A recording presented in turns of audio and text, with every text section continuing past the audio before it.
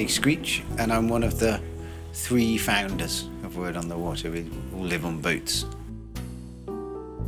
There's a guy called John, so the 2 of us do it together mainly, and then there's a 3rd sort of secretive partner called the Captain, who's a crazy Frenchman, and he does a lot of the building stuff for us sometimes, and he's a good mechanic, and it's his boat in principle. So there's 3 of us together with a sort of partnership.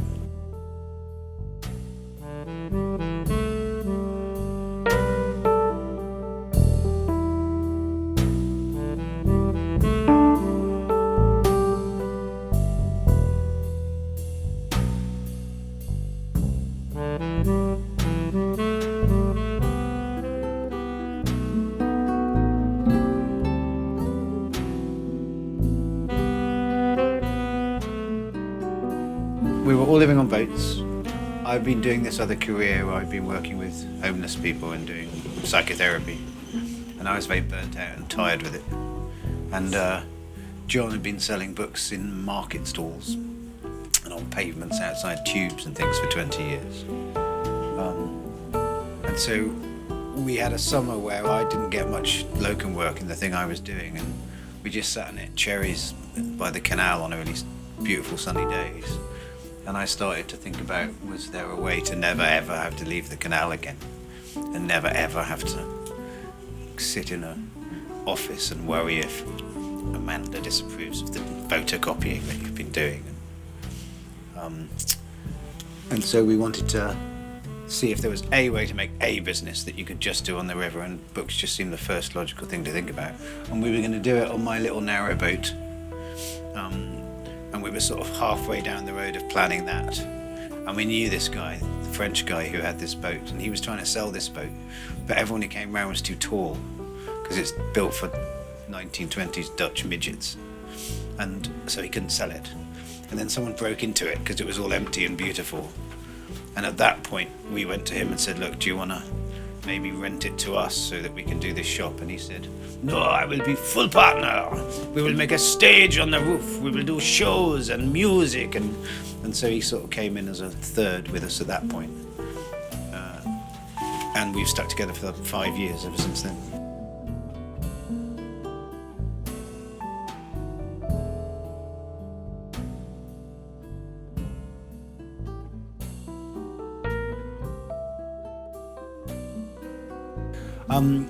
We sell interesting books. John's got an MA in American literature, and I've got a degree in English literature. And we both read quite a lot of non-fiction as well.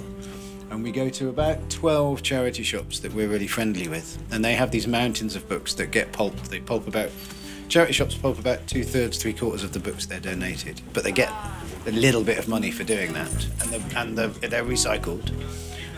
But we go through their mountains for them, basically, and we save the books that need saving. So we curate all the books in the shop out of those mountains, and then another 1/4 of our books are just donated by people who come with bags and give us books to sort of keep us going and to keep their shelves not too full up. And they're always the best. The ones that people donate are the best books, because they're sort of loved, and they've already been chosen by one person before you chose them again. So.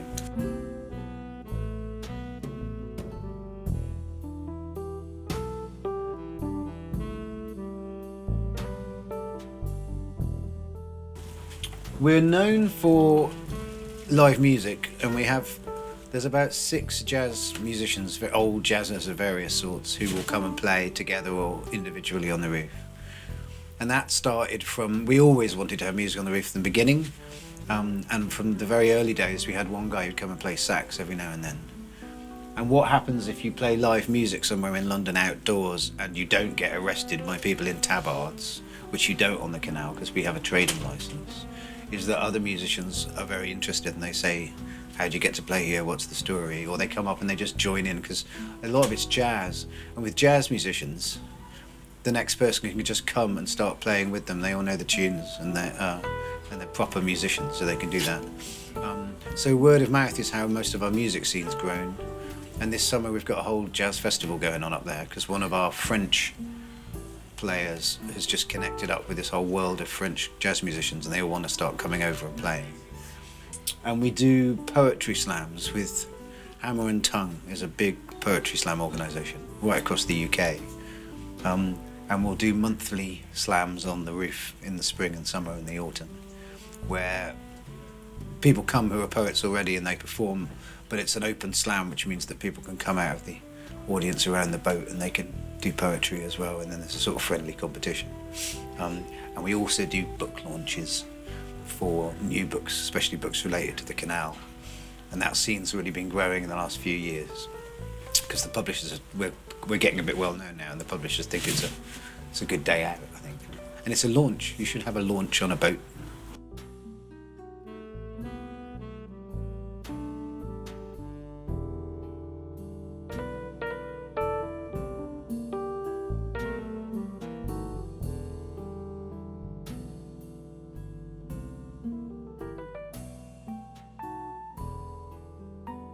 So a couple of years ago, we realised that this having to move thing was getting very difficult. There were many more boats on the river. We couldn't always find places to park, and we were losing 2 or 3 days a week moving the thing.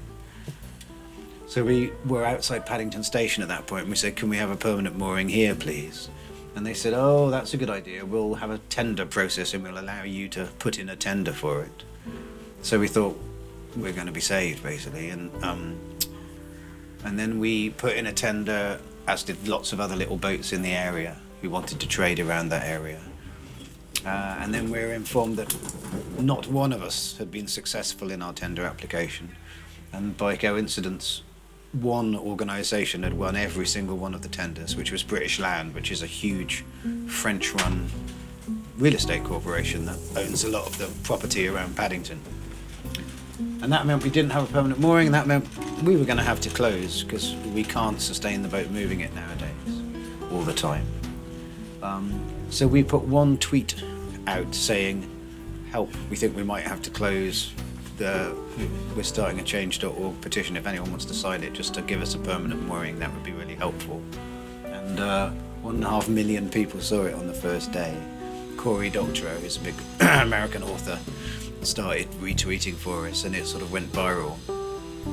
And Stuart Lee came, the comedian came and filmed support for the boat, and Ben Ockery supported us, and the local MP supported us. And then we were told we had a couple of cabinet ministers on side, and the BBC filmed us for the news, and Private Eye covered it and did a half page on what's going on with the Canal and River Trust and their tender process. And our followers all over the world that we hadn't noticed that we had really. We've got about 14,000 followers now online.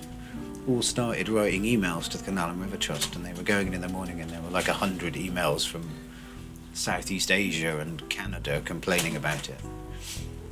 And they still didn't seem to budge, and we presumed we'd lost, and we drove away, and we came up east, and we started planning to sell the boat and putting word out.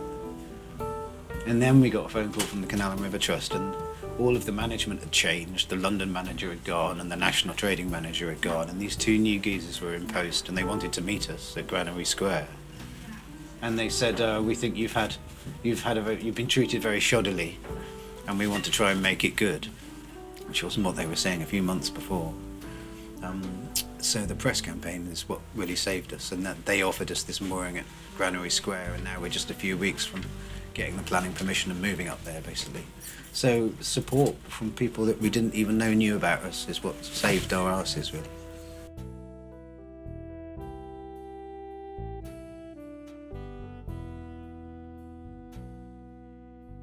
Our dream was to park it in the middle of Covent Garden and have it thriving and be able to spend much more of our time dealing with the cultural life of the boat.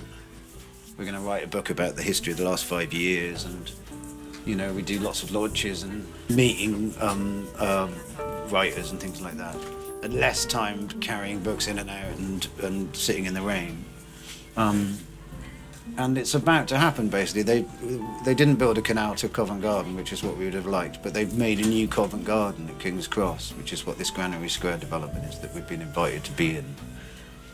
And there's enough footfall there that we should be able to...